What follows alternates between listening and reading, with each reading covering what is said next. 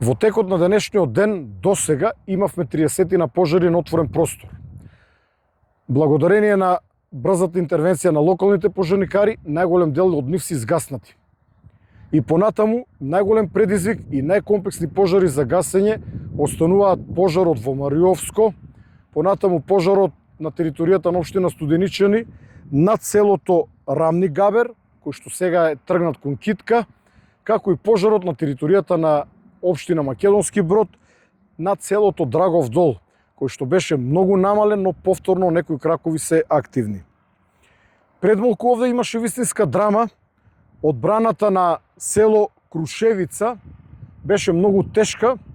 Огнот успеа да префрли преку асфалтираниот пат, каде што имавме концентрирана одбрана.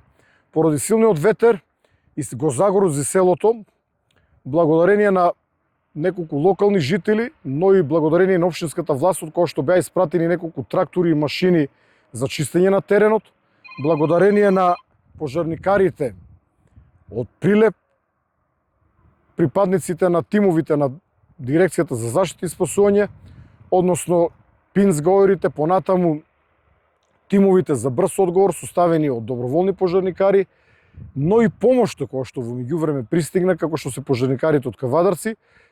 Воспоставена е контрола врз овој крак кој што ноќва не верувам дека ќе го загрози селото. За секој случај побаравме дополнителна помош. Овде се тргнати екипи од Неготино, како и екипи од Скопската бригада, кои што ќе го обезбедат селото.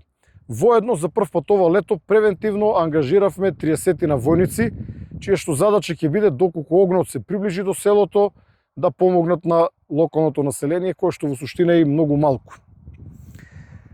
Карактеристично за овој Мариовски пожар е тоа што сега веќе е упатен кон Битолската страна, кон селото Орле, значи од другата страна на планината.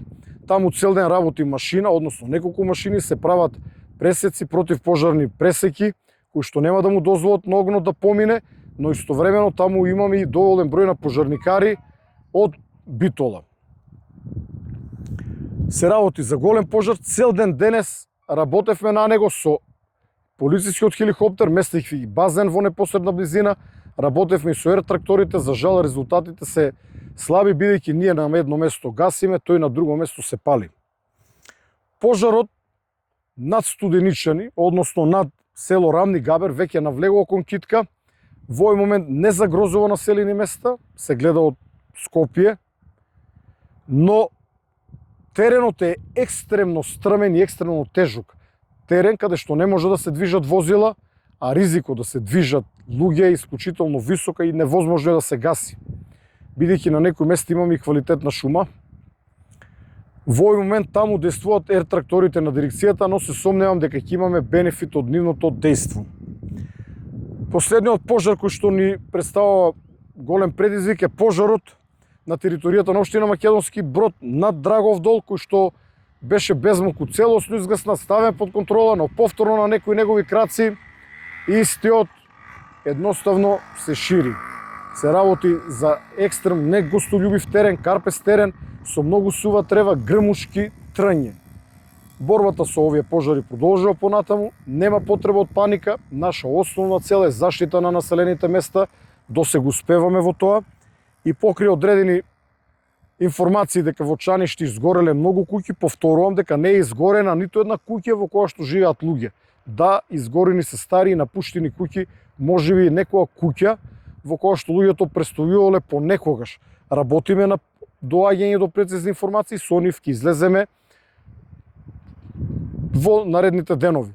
Воедно во текот на денот овде присуствува и градоначалникот на општина Прилеп, како логистичка помош, заедно со неколку советници од општината, и истите се стојат на располагање доколку локалното население има одредени побарувања кон нив. За крај повторно апелирам граѓаните да бидат исклучително внимателни. Ни предстои тежок период, температурите наредните денови ќе растат, врнежи ќе нема, бидејќи доволно е само една искра за вистинска катастрофа.